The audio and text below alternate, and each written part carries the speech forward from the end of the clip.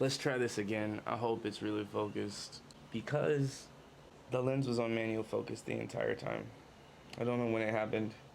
It makes sense why the podcast attempt we did was out of focus. At least this will be more straight to the point and probably not as all over the place. In order to build something great, you have to have a blueprint.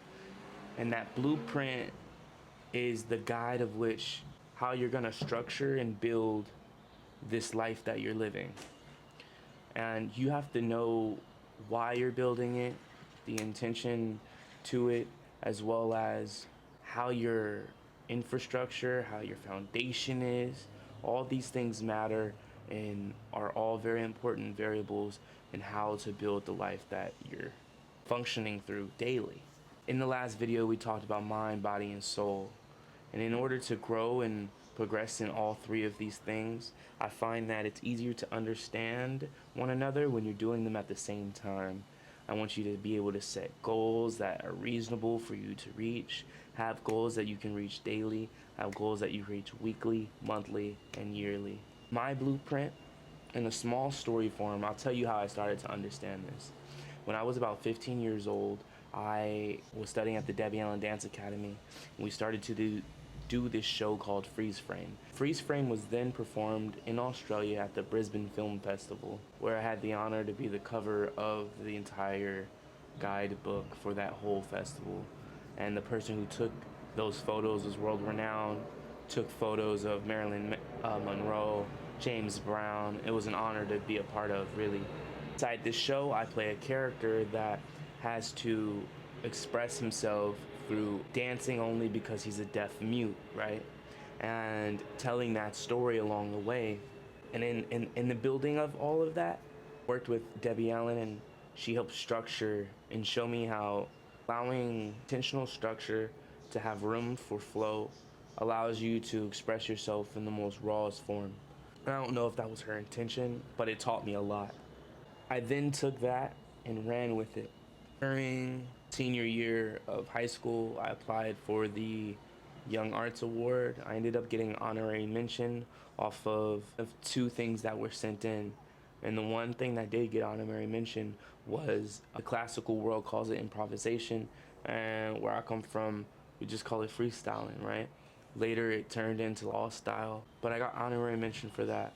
And I started to understand that putting a structure of a way to freestyle allows true authenticity, because you're allowing yourself to speak in a form that is designed with intention, and you're not just floating through the ether, which is a great way to observe, but in the process of creation, sometimes things get misunderstood, things are misread. It's not as focused and as powerful as it could be.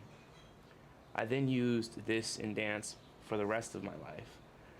This technique, this tool of using a blueprint to structure how I'm going to tell the story or my intention. I always understood my why, if the dance was for somebody or if it was for a specific moment in time. And I understood the when that was part of the structure, and then the how was happening. The how was happening in the process of all that in real time and space, and that's what I really love. Choreography is great. I love doing it, love working with people, but when it comes down to true self-expression and in the present, I think that freestyling is the best way to express yourself in one-to-one real time, right? So I then apply that of what we use in the art world into I then applied this art technique to the mundane things, like building the structure of way of life that I want to live. And having a blueprint to do that is super important, because if you don't, then you're just flowing through space and time without direction or focus. And direction and focus are very important for growth. Now, one of the quotes that I say very often is great intention, no expectation. You have to plant the seed, allow the seed to grasp the roots, understand its foundation, build strong so that it can bloom to what it needs to become, whether the environment shapes it or whether it outgrows its environment.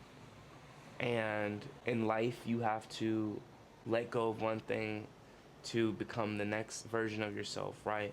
You have to develop, you have to let more light in, you have to become more enlightened in order to develop into the person that you have to become. And discipline is very important.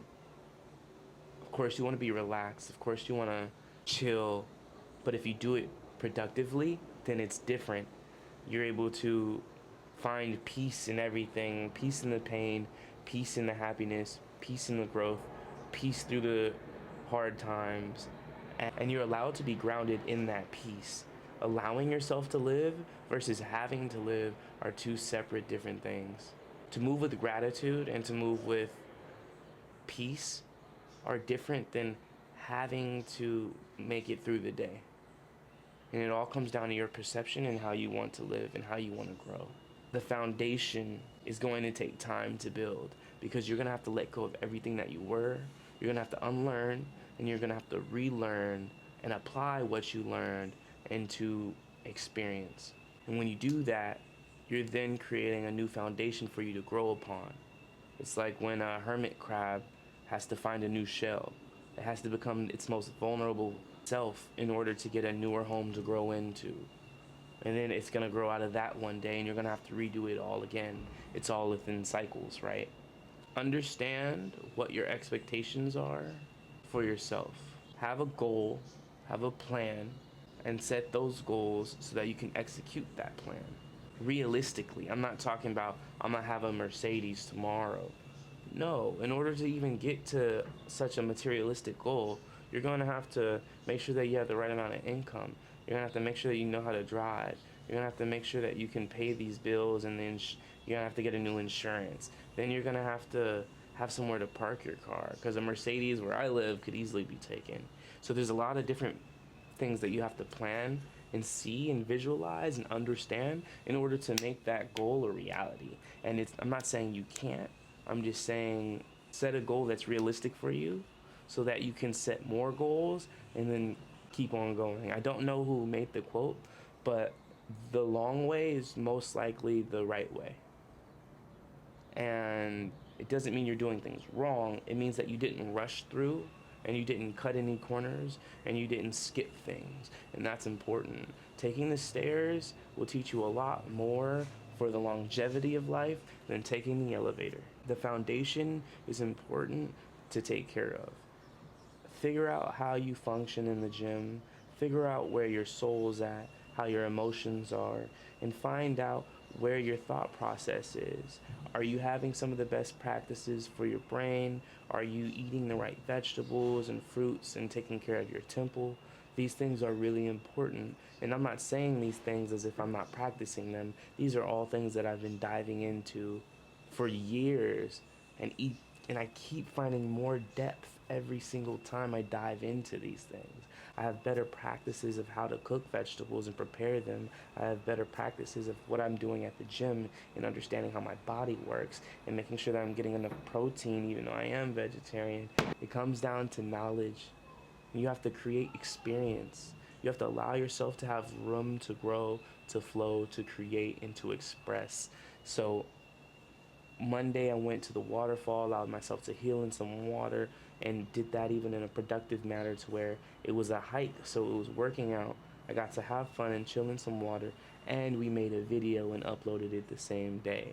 So that's a productive way of having growth and setting goals and reaching and achieving those goals, because I allowed it to be fun versus saying, oh, I have to do this way. No, I get to, and I'm allowed to do this how I can execute it the best that I can in my frequency.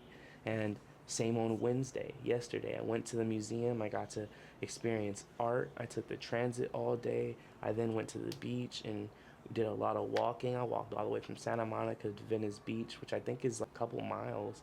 And even then rode bikes after that. And so it was good for my physical. It was good for my mental because I was experiencing water and I was experiencing sand and really grounded into the adventure of it all, the journey. And then it was good for my spirit because I was having fun while being productive. And when you create a structure that's both productive and worth living, then it's not a hard thing to do anymore. I don't know if you guys know about this, but there's this thing called the 5 Ps, right? And it's proper preparation prevents poor performance. And if you allow yourself to be prepared for what your plan is the next day or the next week, then it'll be easier to show up for yourself and hold accountability. Keep seeing these butterflies, and they're so beautiful. There was a time where there were no butterflies in sight in Inglewood. I remember in my childhood there were, and then they disappeared, but it's so good to see them now. Most grateful. All praise to the Most High. Flow and form, to be free flowing in a structure designed for experience. It has to make sense. You have to create a way of life of which you can conserve most of your energy or choose to express yourself and use that energy to create more energy. If it doesn't inspire you, or if it doesn't put into practice to create and grow more, if you're getting tired while doing things, it's probably not productive in a healthy manner. So create a way that you feel good on this creation. Yes, you have to show up to your job. Yes, you have to do this.